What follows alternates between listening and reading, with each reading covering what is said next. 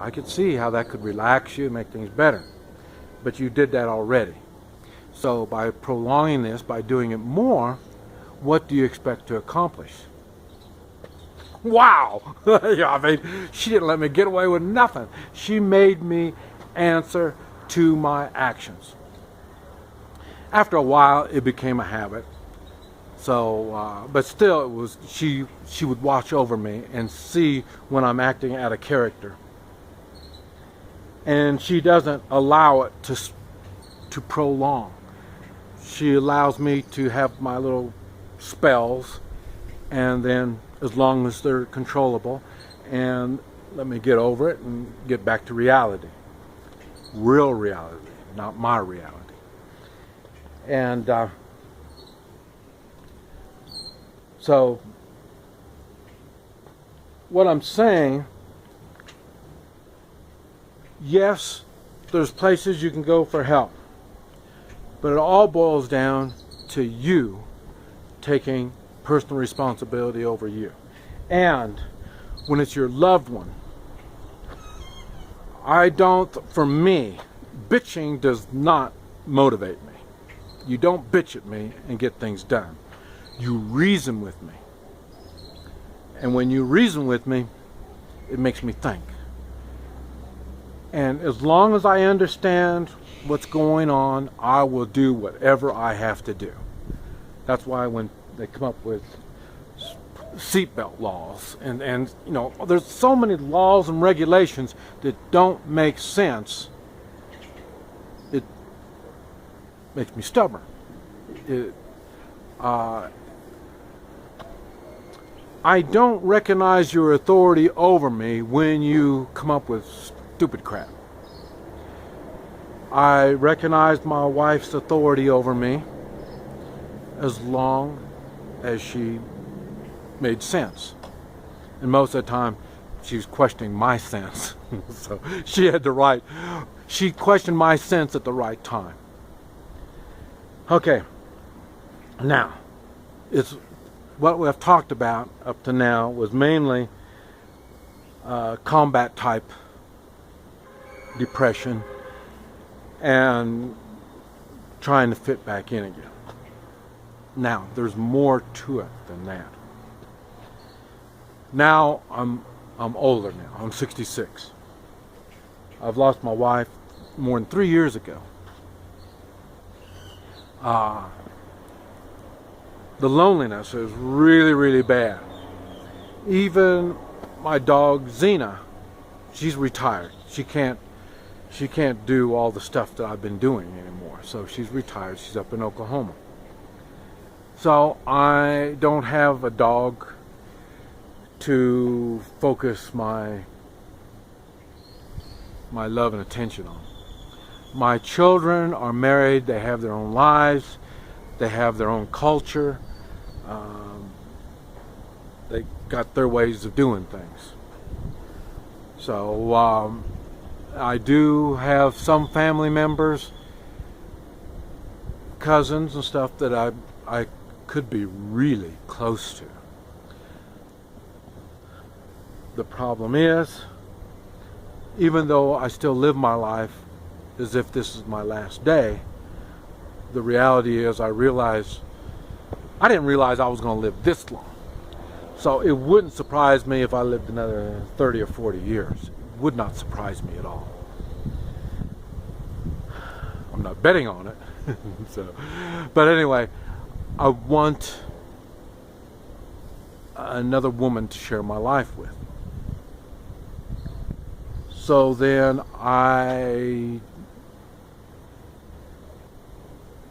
someone to care for, like I would a dog or, you know, my kids, you know, and, you know, this type of stuff. I mean, this is a natural human thing, I think. At least it is to me. But I like to serve others. I like to care for people. And in return, people care for me. Now,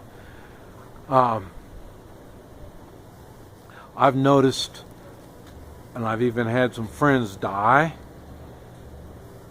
I've had friends commit suicide, and they're old. they're old enough to know better. And it's now the depression takes on a different, it's a different way of looking at depression now.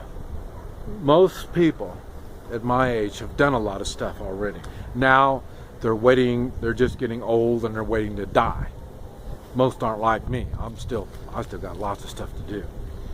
And what happens, they start getting sickly, they start taking medications, right back to the medications, and then especially when you go to depression medication, it's really bad for you. And they're doing it, and they're getting sicker, and then they get to the point where they, like I say, they commit suicide. Also, when they get older, they'll go fishing. You remember everybody, I worked hard, I worked plenty hard enough. Now it's time for me to have time for myself. So what do? You get a 6-pack of beer, and then you go fishing. Every day you go fishing. That's my dream. I always wanted to go fishing every day. So they do. And then eventually it's 2 6-packs a day. And then they turn into alcoholics. And then, like I say, I don't know, I guess the fishing gets old, or other problems start coming up. And when these other problems start coming, it just seems logical just to drink through these problems. And it's funny because one reason why I don't have those problems is I push personal responsibility. So in other words, when my family members and friends start getting depressed for whatever reason, I tell them to take personal responsibility. You have a problem, not the depression, but whatever the problem is that's leading them to the depression, they have to do something about it. What can I do to help you with that? I mean, not the depression, but the problems that's leading to the depression. That's what friends and family does. Don't help them so much with the depression, because I think that's what the problem is. The people help them with the depression, and that's a symptom of something. And so what they're doing is they go by the stuff that these so-called professionals tell them. Drugs. So it doesn't have nothing to do. You still have what's causing the depression is still there. So, but that's the way I look at everything. It's a symptom, look for the cause. Okay. Now me. I've been going through a lot of depression back and forth. Let's see, I say my wife's been dead a little over 3 years, about 3.5 years, matter of fact. And before that, 5 years before that, when she had her first stroke. So I had plenty of stuff to get me towards depression. It wasn't the depression, it was what's causing the depression. My life was falling apart.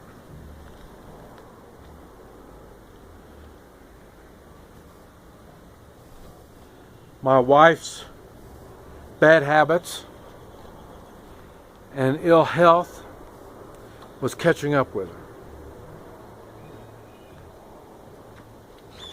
Yes, her life was deteriorating.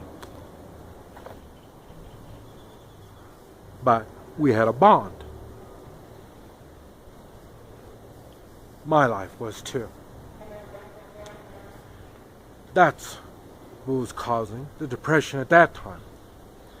I didn't have time to screw around with that depression because I had to care for her. And I did. I cared for her. I say we had to get up and leave the United States because the United States didn't want me to care for her. There's laws against somebody doesn't have the certificates for caring for somebody if you don't have the certificates to do it. So he had to leave the States in which that caused more depression. So like I say, I've been down here, and like I say, Oliver, eventually she had more bad health, and all this leads to more depression. And it's the same thing. I've been on and off depression. I've probably been on and off depression, I'd say, my whole life.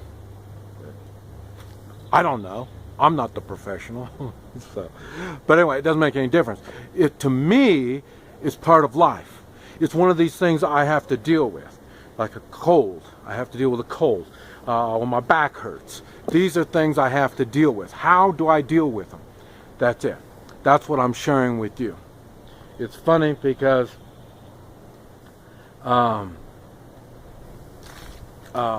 weekends are the worst things for me. The weekends are. And I've always heard, you know, Christmas is a tough time. A lot of people do suicides around Christmas. And it's weekends are bad for me. And I say,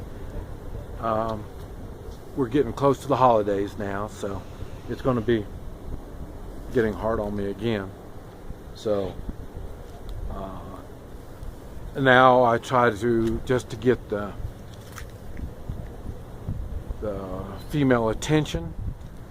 I take gals out for dinner and stuff like that, but that's about as far as I go with it. I realize the gals, I say, I think I have problems. Man, I'll tell you, there's a lot of people with a lot of problems. And they don't understand and realize, yes, it's funny with the women. Many of them don't want to mess with a man. It's too much trouble. They've already had a man before. It's too much trouble. And it's funny because they think they are dealing with it good. I haven't found any woman, any single woman, that is dealing with it good. They've changed their focus. And their focus is to their pets, to the grandkids, to the children, like that. But they're not emotionally stable. They're not right. Why? They don't want to go to the effort of taking care of a man. And what I talk about when I came back from Vietnam, I had work to do, something to focus to keep me going. What I say, what made our marriage successful was we cared for each other. It was work. A relationship is work. And if you have a good relationship, you will get through whatever depression you find yourself into. And at least I'm wise enough to realize I'm screwed up, and that's because I don't have someone to care for, someone that'll focus my time on and work on, like a companion. I'm not talking about my dog and my grandkids and all that stuff. They will fill a certain part, but they're not going to fill all of the emotional needs that I would have. And that's the same that I found in every woman. And I think it's funny because the men that I see now, since I'm single, now I spend more time running around with single guys. And believe me, they're not stable at all. I mean, they're emotionally all messed up too. I mean, the only ones that I have seen that are emotionally right are the ones that have someone, and a good marriage. A good marriage is you're both caring for each other. When you don't, that's when divorces come up with. They're not fulfilling their emotional needs of the other person. It doesn't take money. doesn't take time. It takes a certain amount of time, yes. It takes a certain amount of money. But it's that emotional fulfillment that you're doing to your spouse that makes it work. Boy, this is a tough subject. I made a video. You are the average of your 5 best friends. I'll tell you, that was really a deep subject. When you think about, you look at your 5 best friends and you see how emotional, attached or detached they are, and you'll have some idea what you are. And I see a lot of that in these women. I mean, all the divorced women hanging around other divorced women. They're all screwy. They all feed each other the same crap. They don't have a stable man. And that's why even my wife, she couldn't hang around these women because of, like I say, they're not emotionally right. And like I say, these men are the same way. So I'm picking on women. I mean, that's whether we think we're handling it proper, and we don't need this spouse. You're wrong. It's funny. I ran out of video space on my camera, so I had to stop. And so I might be off track now. But when I went in to download it off my camera, I checked my email, and I had someone like me. They have bad weekends, I guess, and they're feeling depressed, and they wrote me, "Don't send me your depressed emails unless you need to." But for one thing, is you're probably not going to like the advice I'm going to give you. But I did. I gave this person the advice. And one of the things I also said, to wait to see this video before they do stupid stuff. Now, I'm trying to remember where I was at. I know, boy, I hope this doesn't seem like I'm just blabbering on, because I want to try to get all of this covered in this series of videos. But like I say, now I am taking steps to keep from going into depression. And so, in other words, what I'm trying to say is depression isn't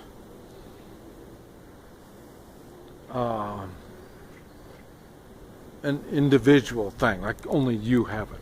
I would say majority of the people have it, off and on, kind of like me. I think most of the time, I think I'm one of the very few.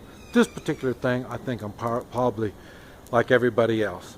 And I would say majority of the people at some time in their lives get depressed. Now, I'll tell you, there's nothing, I think it's natural, because in my case, it makes me stop and think and try to put things in perspective. And like I say, well, I need and deserve a new car. Well, then when you get depressed like this, you start thinking more reality, and you don't think that stupid stuff anymore.